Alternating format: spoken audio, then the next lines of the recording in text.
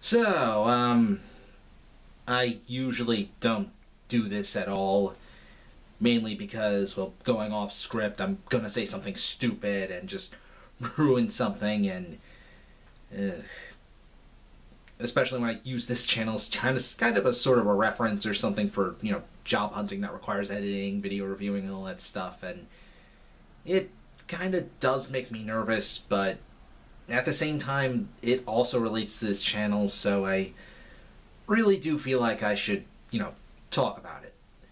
So, the issue, if you've been following my Twitter feed, I'm sure you know my thoughts about the election. Been,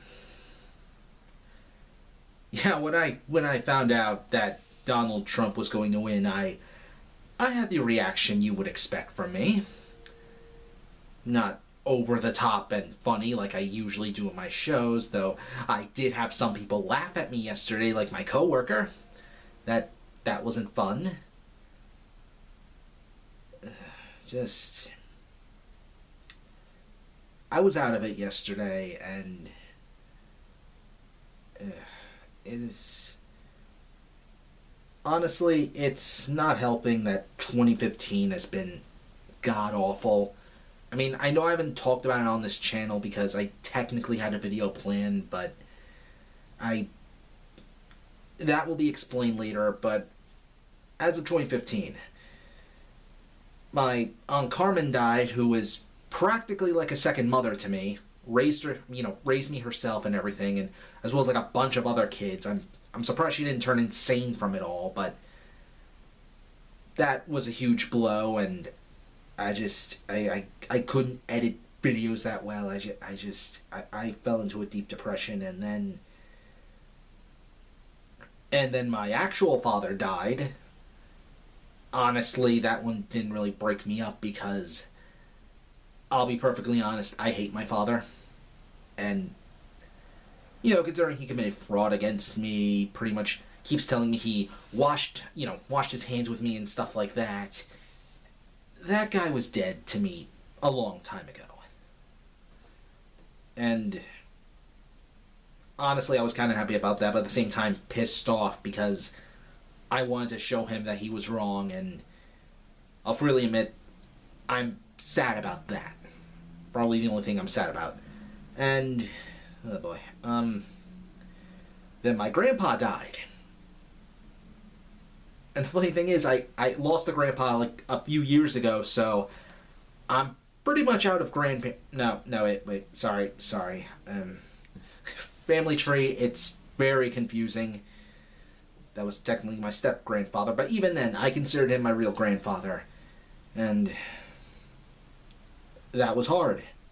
So we're going 3 funerals so far, technically a 4th, but at the same time, I didn't really know the guy, and at that point, I was just numb to it. But even before that funeral, my dog died. My You might see videos. I mean, I'm trying to remember which review I had it in that had my dog messing around with the cat. Sorry, it's not coming to me right now. I want to say the 3rd birthday. I think it's the 3rd birthday review. Um, that is technically another dog because, well, I had 2 German Shepherds. In 2015, my longest one for about a bit over 7 years, I think. Rex, he passed away, and I was there trying to help him, and I couldn't do a thing. And the messed up thing is that one actually improved my working around videos and everything, but for all the wrong reasons because I just wanted to escape from it. And yeah, that's the trauma of 2015 that I just couldn't get over. And then there's 2016, which wasn't really traumatic so much as, well, it's just dumb event after dumb event.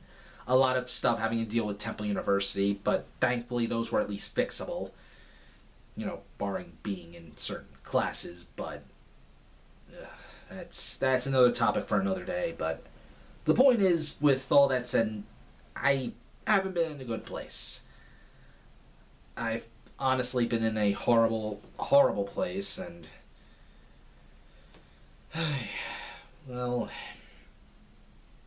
this election, like, Donald Trump as president, I honestly didn't think it was going to happen. And then as it kept dwindling down, like, it was clear he was going to be, the supporter for the Republicans, I started to panic a bit. Actually renewed my ID specifically to make sure, I could vote for Hillary. And even then, I wasn't exactly on Hillary's side either. Let's face it, this year, both choices sucked. And if we want to count, independent or whatever, all three choices sucked. But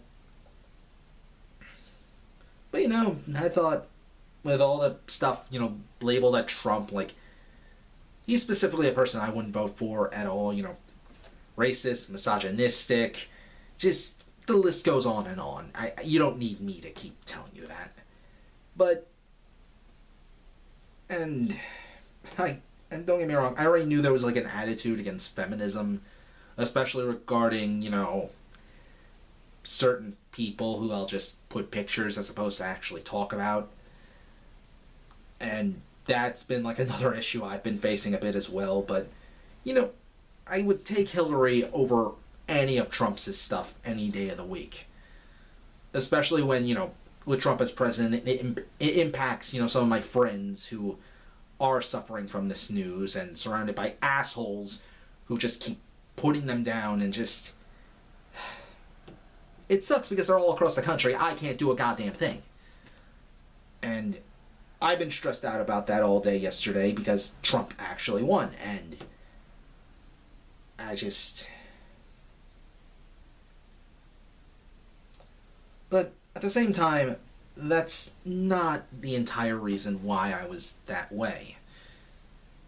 Where I was just switching between extreme rage to just tired of it. Just tired of it.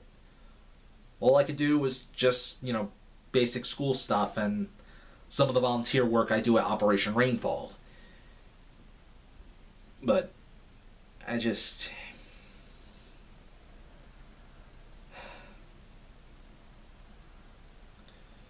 So, it's not just the stuff from 2015. It's not just some of the stuff that happened in 2016. And even then, 2016 had its fair share of positives. Like, once again, I'm a volunteer at Operation Rainfall, so that's honestly pretty good. Thank you guys for allowing me to be there, despite the last story review. They're good people. They're good people. I don't want to get the impression they're awful people, but I'm getting off track again. So,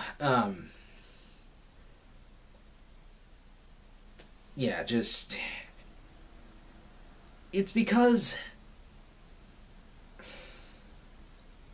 In life, I've pretty much dealt with grown men. Not every single grown man, obviously. There are some damn good teachers. I have a damn good boss at both Operation Rainfall and at the work study at Temple University. Both great people. But there have been instances where I've dealt with entitled man-children. People who think they know better than everyone else, but in reality they're freaking hypocrites and only serve the purpose of pissing me off, but I can't do a damn thing. Even when trying to talk to them, it's like talking to a brick wall. And even then, I don't think, I don't think that's an apt metaphor for that, because, the brick wall doesn't talk back to me and insult me and makes me feel doesn't make me feel insignificant, is what I'm trying to say. Like my dad, for example, he used to hit me a lot as a kid, honestly, and not so much that I have bruises, thank God, or anything, but it did leave a mark that I try not to piss him off. And of course, whenever I forget to do something, it's basically like the fear he gave off. Like, it made me scared of him, and when I was scared, I couldn't think, and when I couldn't think, I forgot what I was going to do or how to do it, and when I forget that, I start panicking even more because I know for a fact he might just hit me. Thankfully, that didn't happen, but instead, he would just yell at me. Yell at me, yell at me, yell at me. until I feel insignificant. And that's not a good feeling. Nobody likes that. And I know what you're thinking, like, oh, trying to toughen you up to be a man. Okay. There's a difference between yelling at someone, showing them how to do it right. Hell, why can't you just do that instead? But no. We have to yell at them until they feel insignificant, and then not teach them. Yeah, not teach them. And just, I get yelled at for not knowing how to do this, and that actually happened at another job I was at Holy Family University for the audiovisual department, where my boss, Gary Coleman, who isn't the small black guy, what's the term for that exactly? Look, it's not the famous Gary Coleman. Actually, I should have just led with that. Not the famous Gary Coleman. This was a tall, old white guy who at the same time looked like he could break me in half if he, wanted to. Thank God he didn't. But he pretty much acted almost exactly the same way as my dad. And needless to say that, again, rather than teach me, you just yelled like you're freaking entitled that I should automatically know this. And keep in mind, what he yelled at me about was working projectors. Nobody at the work study or whatever had bothered to actually teach me anything about projectors. So this was a good learning opportunity. Instead, he just yells at me. And even after the first time, here's the thing. The projectors around that school, not all of them were the same. So when he put me with another projector, it was a completely new one or a different one of some kind. And honestly, I had no idea how it worked. So I would just, sit there because I didn't want to break it, because I nearly broke the light bulb on one because I didn't know what the hell I was doing and nobody bothered to teach me. And then there's the person I live with, my stepfather, who you might have seen in the ALS challenge video. And honestly, again, another whiny man-child. I've been told to try and respect him. It's hard for me. Because as much as I hate to... well, you know what? I don't even hate to admit it. Or do it. I feel conflicted on that because there is a good guy under there. There is a somewhat decent human being under there. The unfortunate thing is, it's buried under the man-child that I have to interact with every single day. I order something from, mailing or something like that. I see him rolling his eyes and trying to judge me. I wash the dishes. He judges me. I do something else. He judges me. No matter what, he judges me.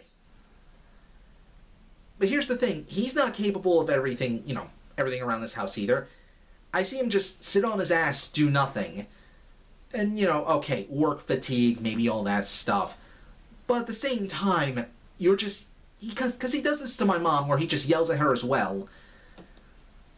Saying she's doing it wrong, I'm doing it wrong, whatever.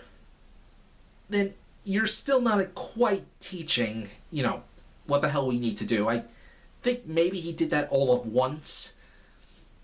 When I was trying to vacuum and he put some, white stuff on the ground or whatever. Not dirty thoughts. Keep those dirty thoughts to yourself. And that was pretty much it. How to deal with that. And that was about the... Okay, maybe not that.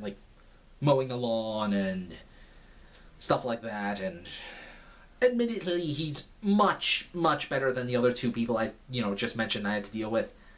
But at the same time, this guy causes me stress. It's honestly toxic living here. And I honestly hate to admit that.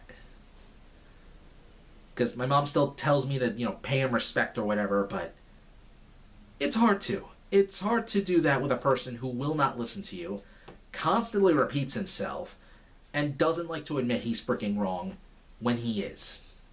Oh, trust me, I fully admit I make mistakes around this house.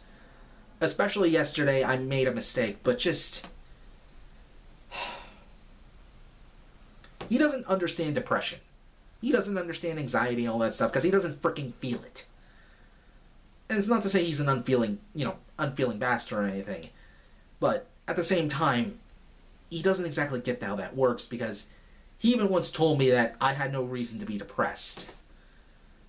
Yes, I have no reason to be depressed, with 2015 constantly wearing me down, with college constantly wearing me down, me not being able to get to the reviews I want to do on this channel constantly wearing me down.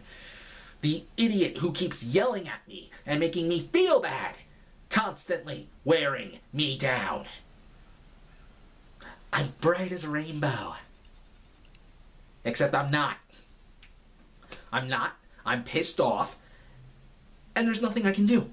The closest thing I can do is move out, but again, I need a stable job for that, and, well, I honestly don't, because at the end of this year, once I graduate, the work study's going to be gone, and even then, it wouldn't have been enough to actually support me unless my hours doubled. Or, hell, even tripled, because it's minimum wage, and the job at Operation Rainfall, it's great stuff for my resume, but at the same time, it doesn't pay anything, so I'm still going to do it, of course, but yeah, just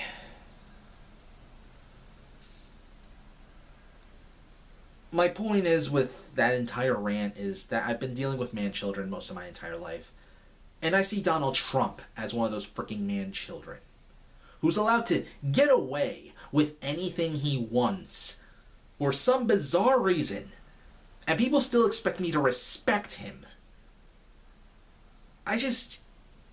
No. Okay?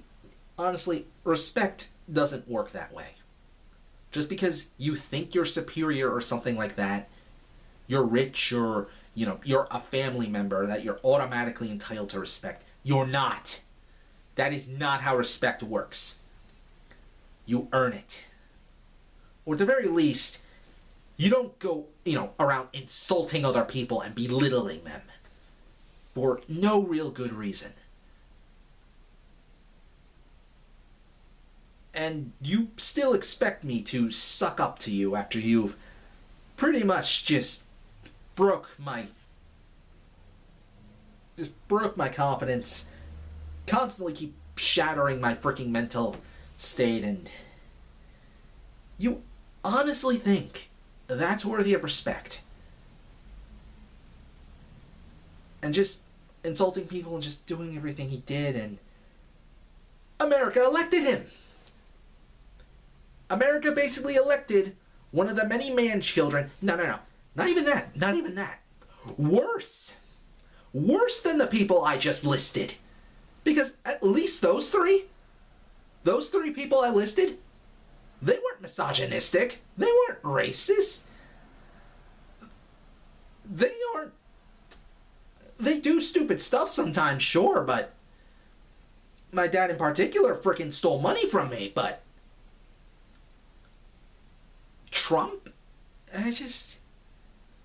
And that is what broke me yesterday. When I realized that pretty much man-children like Trump, or that one guy, who I'll just refer to as Farmadouche, because, let's face it, everyone in the world refers to him as Farmadouche, still going around buying stuff and everything. All it taught me was that those kind of people win, and that freaking sickens me. And I know, we gotta stay united and all that stuff. Pretty much all my favorite critics have been doing that. Lanny Bator, Linkar from Top the Fourth Wall, Little Karibo, especially with that Yu-Gi-Oh! Bridge thing. That was actually really damn cool and clever.